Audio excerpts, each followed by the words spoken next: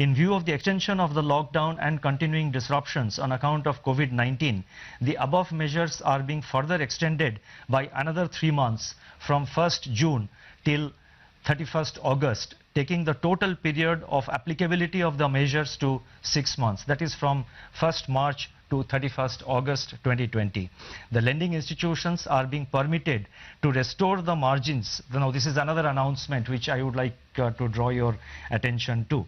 The lending institutions are being permitted, I mean, not only with regard to working capital, we are extending the time limit by another 3 months, but the lending institutions are being permitted to restore the margins for working capital to their original levels by 31st March 2020. This is one area where we had given 3 months time. Now we are now giving time that the margins which the reduced margins, that will be restored by 31st March, which will make it easier for borrowers to sort of manage their finances, manage their cash flow in a gradual manner. Similarly, the measures pertaining to reassessment of working capital cycle are being extended up to 31st March 2021.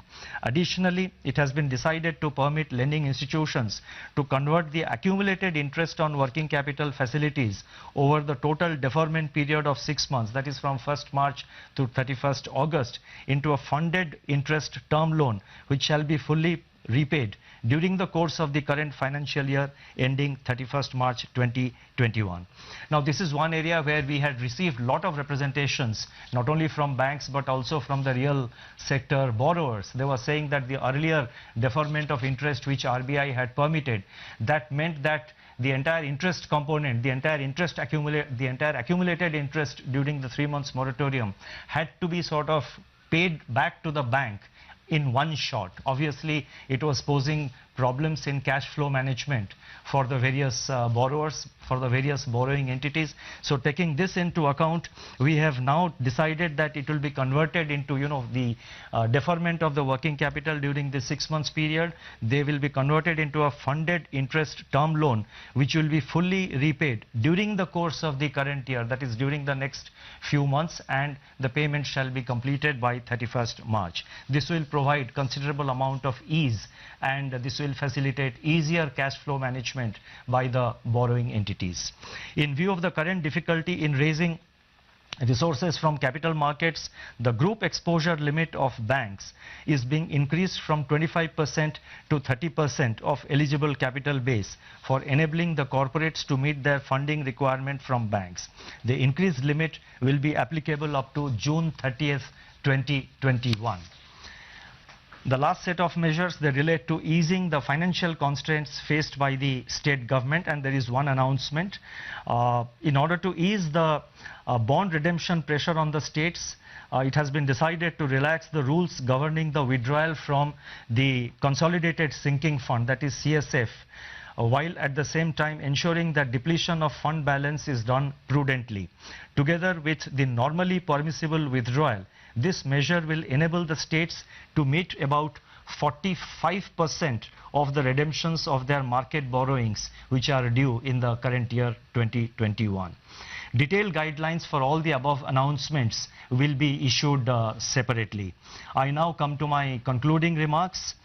I would like to say that central banks are typically seen as conservative institutions, yet when the tide turns and all the chips are down, it is to the central banks that the world turns for support, and this is all over the world, almost in every country, and this is visible in the action being taken by the various central banks across the world.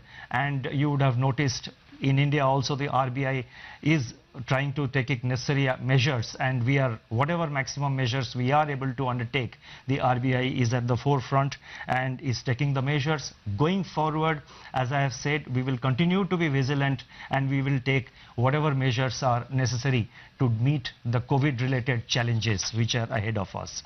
As I have stated earlier, the RBI will continue to remain vigilant and in battle readiness to use all its instruments and even fashion new ones, as recent experience has demonstrated, to address the dynamics of the unknown future.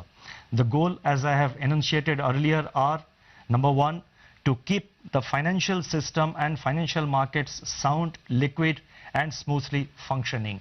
Number 2, to ensure access to finance to all, especially those that tend to get excluded by the financial markets. And 3, and very important, to preserve financial stability. It shall be our endeavor that RBI's actions and stance contribute to laying the foundations for a better tomorrow in India. Today's trials may be traumatic, but together we shall triumph. I would like to conclude on this optimistic note. Thank you very much for your patience.